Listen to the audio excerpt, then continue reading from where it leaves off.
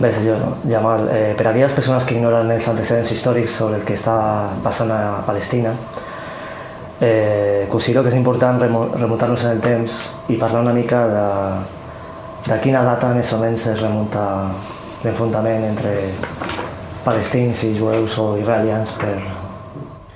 Nosaltres al llarg de la història mai hem tingut cap problema amb els jueus, o sigui, com a religió, com unes persones d'una confessió determinada, que en aquest cas el judaïsme, no?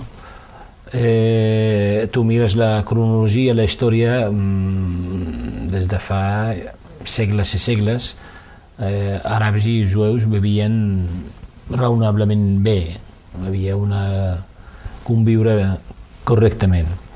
Tot va començar a finals del segle XIX, quan va haver-hi aquí a Europa unes sacsejades nacionalistes que tothom volia l'estat-nació, i tothom més o menys va assolir la seva allò que buscaven, l'objectiu que és l'estat-nació. Llavors aquí a Europa van haver-hi dues ètnies, que són els jueus i els gitanos, que no tenien un espai per crear aquest estat-nació. I els jueus, segons la terminologia europea, que no estaven ben rebuts, diguéssim, entre la societat europea. Llavors molts europeus, antisemites, que volien desfer-se dels seus jueus. I llavors a la zona de l'Orient Pròxim també hi havia unes sacsejades nacionalistes contra els imperialismes de torn, en aquell cas eren els anglesos i els francesos, i aquell imperialisme volia dominar la zona i no sabia com dominar-la perquè no tenien efectius humans. Llavors van tenir aquesta idea de crear un estat com una avançadia, un grup davanter que defensa els interessos occidentals. Llavors van pensar que tenim aquí els jueus, els fotem fora d'Europa, els col·loquem allà, ens defensen els interessos occidentals i tenim com una mena de base avançada. Tot això, perdoni que l'interrompi, molt abans del que va passar a Alemanya, no? Als anys 40. Finals del segle XIX, estic dient. O sigui, quan varen fer el primer congrés sionista, era en 1897, a Basilea.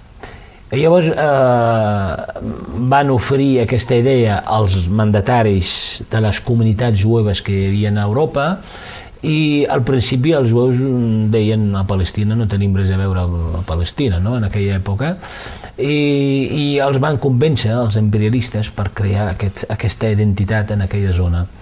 I fins i tot havia jueus que volien un estat nacional que buscaven a Argentina, per exemple, perquè tenien una comunitat important jueva a Argentina.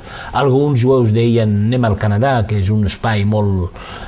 Però no, els anglesos i francesos volien ubicar-los allà a aquella zona perquè tenien un interès, perquè aquest estat o aquesta identitat militaritzada després serà per defensar realment els interessos de l'imperialisme anglès, anglo-francès. I quan veien els jueus que no havia més possibilitat que allò, doncs van acceptar i li van donar un caràcter religiós, allò que deien que a Palestina havia una identitat jueva fa 2.000 o 3.000 anys, amb un argument totalment arcaic, i tot això per donar-li un caire així històric, religiós, perquè la terra promesa i no sé què. I efectivament els anglesos a la Primera Guerra Mundial van ocupar aquest territori perquè era un territori pendent dels otomans, dels turcs. Turquia va perdre la guerra i els aliats que van guanyar la guerra van ocupar tot aquest territori, que era un territori de l'imperi otomano que estava ja en desfeta. I a partir d'aquest moment, 1914-1918, la Primera Guerra Mundial, a l'ocupar aquest territori, començaven a permetre l'arribada de jueus europeus a la zona de Palestina. I a partir d'aquest moment ja començaven els aldarulls.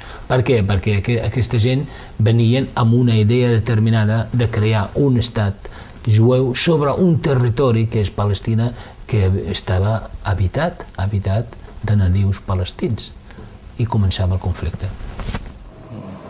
Bueno, retornant una mica a l'actualitat, s'ha dit, per exemple, als mitjans de comunicació que ha sigut Hamas la responsable del trencament de la treva amb Israel, però segons ha publicat el mateix diari israelià Haaretz, fons del Ministeri de Defensa israelià han declarat que ja existien plans fa 6 mesos per invadir Gaza. Això és quan la propaganda sionista diu una cosa, té un ressò amb tota la maquinària propagandista que hi ha als Estats Units i a Europa. Tu saps perfectament que els mitjans de comunicacions que tenim al món està dominat per el lobby jueu, per la propaganda sionista. A veure, deien que hi havia una treva. Quina mena de treva? Que l'Estat d'Israel encercla Gaza des de fa 3 anys, el converteix en un camp de concentració, tothom ho diu, les fronteres de Gaza estan totalment tancades, ofegant la gent, no deixen entrar ni mercancies, ni medicines, ni deixen sortir malalts, estaven ofegant la població, estaven morint gent per manquesa de medicina. Llavors, tu, si et faré una mena d'un exemple. Un gegant que agafa un nano petit, ofegant-lo, escanyant-lo, saps? I quan ja el nano ja estava a punt de morir, fot una patada, saps? Llavors tothom, ell ha començat de fotre la patada, i tothom pensa en la patada i no pensa que des de fa 3 anys estaven ofegant el poble palestí, tant a Cisjordània, Gaza, més Gaza, perquè tothom estava parlant d'un camp de concentració. Tothom ho sabien, i varen morir gent. Llavors la patada aquesta, la patadera aquesta, és la causant de tot aquest conflicte. Això és una indecència. No obstant,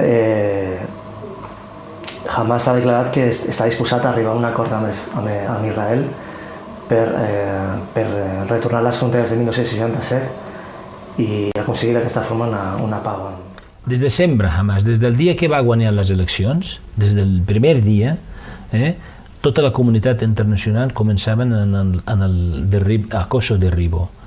Van guanyar les eleccions d'una forma totalment transparent, amb observadors occidentals, i des del primer dia començaven a bloquejar Gaza i el govern de Hamas.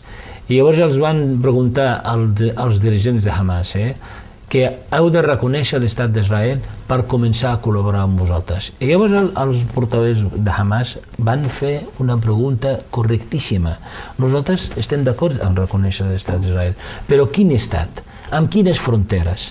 La frontera del 48, la frontera del 67, amb els territoris ocupats, la frontera ara amb les colònies i assentaments que estan infestant Cisjordània, Gaza, i convertint aquest territori en un territori esquarterat, aïllat, amb murs i checkpoints i toques de queda, etc. Amb quin estat hem de reconèixer? Sisplau, presenteu-me un mapa de l'estat al que has de reconèixer. I fins ara estan esperant el mapa aquest. Per què? Perquè l'estat d'Israel té les seves fronteres movedizes, o sigui, contínuament estan avançant amb colònies, assentaments, expropiació de terres, domini de l'aigua, tancament de fronteres, l'espai aeri de Cisjordània, Gaza, està en mans de l'estat d'Israel. Aquesta és la qüestió. Quin tipus d'estat i amb quines fronteres hem de reconèixer?